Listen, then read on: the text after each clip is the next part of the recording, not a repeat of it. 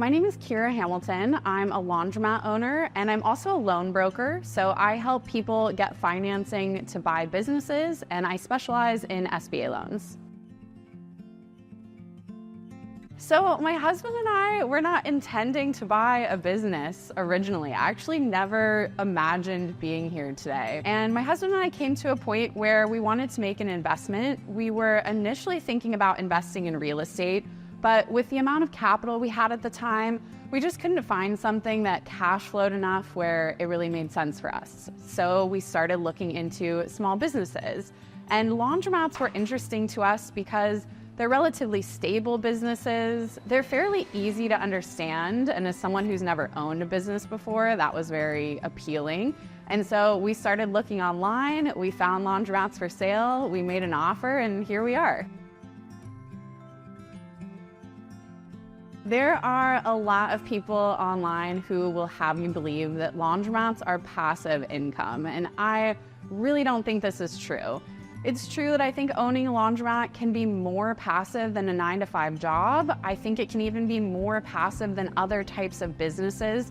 And there is a difference between a completely self-service laundromat and a full-service laundromat when it comes to the amount of work that an owner has to put in. But in my experience, laundromats are still small businesses. And I love operating a small business. I love being involved with it. I love talking with customers. I love thinking about how to grow it. So, owning a laundromat is maybe different than some people online will have you believe. And I don't view it as how can I make as much money as possible for doing nothing. I view it as how can I bring value to this operation? How can I learn from it? And how can I make it better? I absolutely would do it all over again. And it's not just about the money that I've made while owning this business. It's honestly more about the experience that I've gained. Like I said, I never imagined being a small business owner, and I never imagined that I would love it so much. And owning this business has really shown me that I would love to pursue business acquisition at a larger scale in the future. And owning this laundromat has really given me the experiences necessary in order to make that next acquisition. I'll tell you, I don't plan on owning this laundromat for forever. I think this was a great starter business. I didn't necessarily think about it like that at the time, but really I've gained the skill set that I will need to approach an SBA lender in the future and say, hey, I'm looking for $2 to $3 million now. And when I sell this laundromat, I'll have the capital necessary for the cash injection and the experience to show a lender that I can actually do this. I have so much advice for people looking to buy a laundromat. The first thing I would say is a lot of people, when they're looking at small businesses, focus so much on the financials, as you should. You should understand if this business is making you money and if it's likely to make you money in the future. But what I think a lot of people overlook are the operations. How is this specific laundromat or this specific small business going to fit into my life? How am I going to operate it? And understanding that every business, even laundromats, even a completely self-service laundromat, is going to have problems. And if you go in expecting that and you understand before you buy it, what kind of problems does this business have? And am I able and willing to deal with these problems? That's the most important question you need to ask yourself.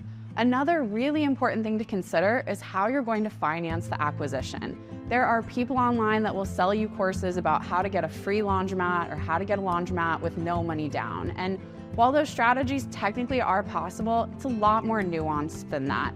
You need to come in with a strong financing plan, whether that's utilizing seller financing, a personal loan, an SBA loan, or some combination of those. And that's really the work I do with clients, is helping them understand the financing options on the table, whether it's buying a laundromat or another small business, and then helping them actually secure that financing to make their acquisition possible.